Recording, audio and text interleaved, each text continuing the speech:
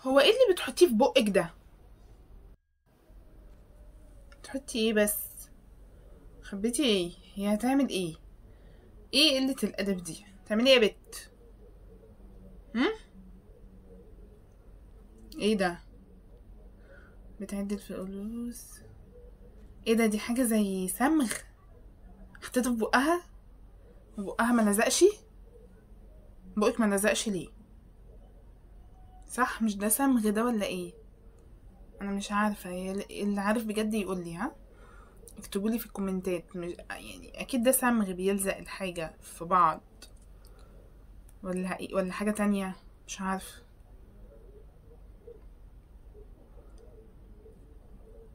طب هي ليه بتعمل كده يعني مش فاهم، ايه الاستفادة؟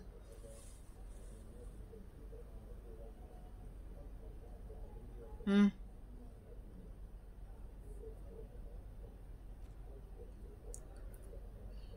راحت جابت لها فلوس تانية.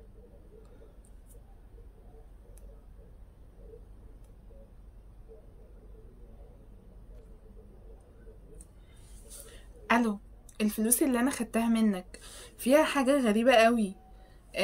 مش عارفة، لقيتهم لازقين كده في بعض كده ومش عارفة في ايه بالظبط. اه، خلاص ماشي، انا جايلك جالها.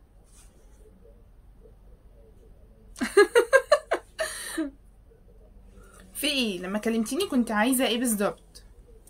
الفلوس؟ مالها الفلوس؟ خد شوف بنفسك. في ايه؟ ما هي زي الفل اهي.